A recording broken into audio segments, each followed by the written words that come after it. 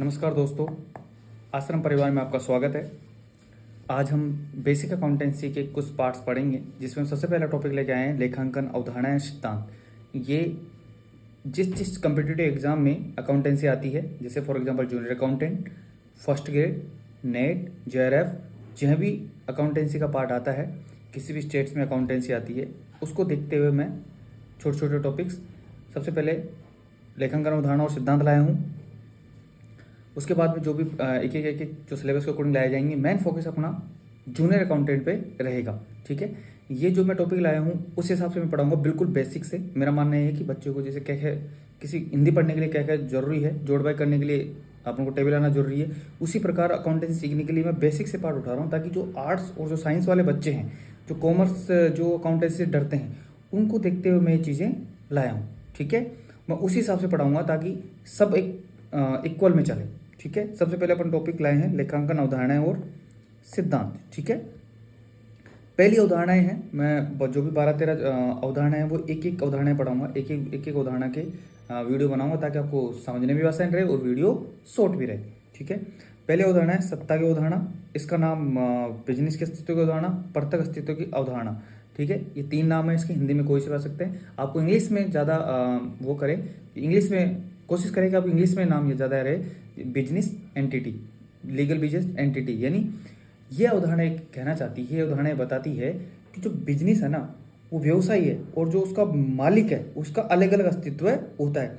मालिक अगर 1 रुपये का भी उससे निकालता है, मालिक मान लो सपोज दैट किसी का कपड़े का बिजनेस है, कपड़े में अगर वो साड़ी भी निकालता है, खुद की मिसेज के लिए साड़ी निकालता है, खुद के रिश्तेदारों के लिए साड़ी निकालता है, खुद के पर्सनल यूज के लिए पैसे निकालता है, तो उसका भी आप लेखा करो।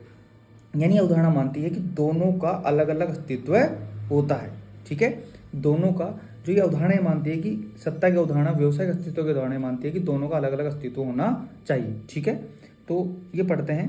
देखिए, सपोज दैट मान लो एक बिजनेस है, एक बिजनेस में मान लो अपन पूंजी लगाते हैं, तो पूंजी अलग और व्यवसाय अलग। ठीक है, इस अवधारणा के अनुसार, इस अवधारणा के कारण स्वामी का अस्तित्व व्यापार से अलग माना जाता है। मैंने बताया कि यह अवधारणा क्या मानती है कि जो व्यापार अलग और वो स्वामी अलग है। अगर अपना पर्सनल चीज़ों के लिए भी अपन पैसे निकालते हैं, या कुछ जो जिस चीज़ का बिजनेस है और उस चीज़ में जो वस्तु निकालते हैं उसको क्या बोलते हैं, उसका प्रत्येक अस्तित्व मानते हैं। यानी मालिक अलग और बिजनेस अलग, उसका भी अपन लेखांकन करेंगे, उसका भी अपन लेखा करेंगे। ठीक है, आप हमेशा अकाउंटेंसी को इस प्रकार पढ़िए कि आप एज ए किसी कंपनी में एक अकाउंटेंट हो, ताकि समझने में आसानी होगी। आप उस चीज़ों को फील करके पढ़िए। मैं आपको उस चीज़ों से, बेसिक चीज़ों से पढ़ाऊंगा। आप बिल्कुल टेंशन मत लो, आर्ट्स और साइंस वाले बिल्कुल टेंशन मत लो, मैं उसी चीज़ के हिसाब से आपको पढ़ाऊंगा। ठीक है, देखो दूसरा, मैंने सभी चीज़ों को मिश्रण करके नोट्स बनाए हैं, तो इन नोट्सों से मैं आशा करता हूँ कि 80-90% आपकी इन नोट्सों से ही मिल जाएगा। आप इनको साथ साथ उतारते चलिए, कॉपी करते चलिए, आप इसमें नोट बनाते रहिए। मैं आपको एक एक उदाहरण शॉर्ट वीडियो में बताऊँगा। ठीक है, फिर देखो दूसरा है स्वामी और व्यापार के दोनों का लेखा पुस्तकों में अलग अलग होती है।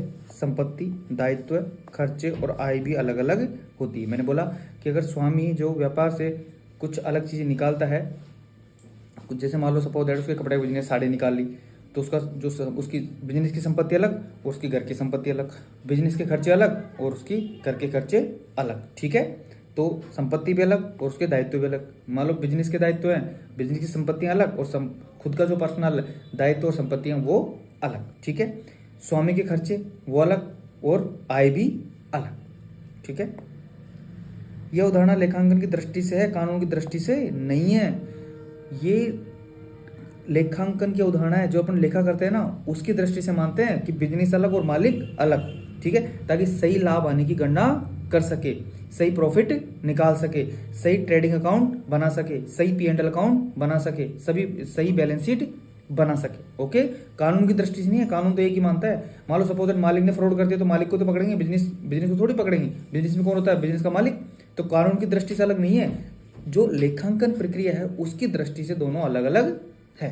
ठीक है, इस अवधारणा के कारण स्वामी को व्यापार का लेनदार माना जाता है। ठीक है, इस अवधारणा वेरी इंपॉर्टेंट है, यही क्वेश्चन पूछेगा आपसे। ठीक है, इसको आप लाइन को रट लो, फिक्स है, एग्जाम में आएगी तो 80% इसके एग्जाम में आने के चांसेस। और सीधा सीधा बोलेगा, बताओ किस अवधारणा के अनुसार स्वामी को लेनदार माना जाता है, तो बस कौन सा, बिजनेस लीगल एंटिटी के अनुसार, प्रत्यक्ष अस्तित्व के उदाहरणों के अनुसार जो मालिक होता है उसको लेनदार माना जाता है। तो लेनदार आप, ठीक है, मैंने लेनदार क्यों माना जाता है आपको बता दिया, क्योंकि उसका मालिक का और बिजनेस का दोनों का अलग अलग अस्तित्व होता है। ठीक है, नेक्स्ट देखो, इस उदाहरण के कारण स्वामी भी पूंजी बैलेंस शीट के दायित्व के रूप में दिखाते हैं। जब लेनदार ही मान रहे हैं तो लेनदार भी किधर आते हैं, देखो बैलेंस शीट है, तो इधर ही क्या आती है, कैपिटल, और इधर क्या आते हैं, क्रेडिटर्स। ठीक है, तो दोनों चीज आ गई। ठीक है, ये भी लायबिलिटीज और ये भी लायबिलिटीज, तो उसी बात है, उसका दायित्व है। ठीक है, जब लीगल एंटिटी है तो उसका दायित्व हो गया।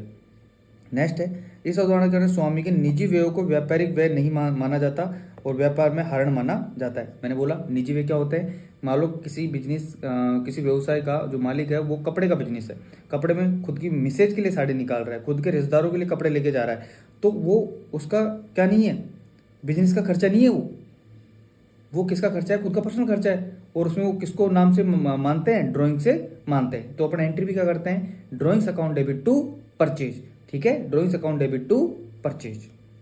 ठीक है, वो एंट्री क्यों करते हैं, क्योंकि इसलिए करते हैं क्योंकि वो मालिक और बिजनेस का अलग अलग अस्तित्व है। ये उदाहरण यही बताती है, मेन फोकस इसका यही है।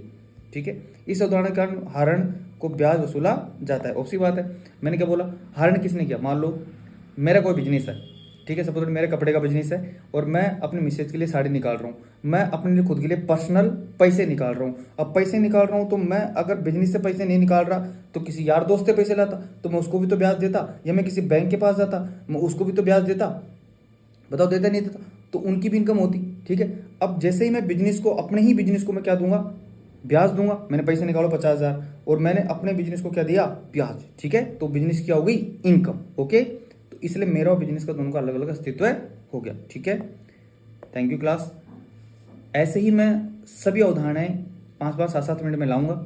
आई होप आपको क्लास अच्छी लगी होगी और नेक्स्ट क्लास में और सुधार के साथ। Thank you class.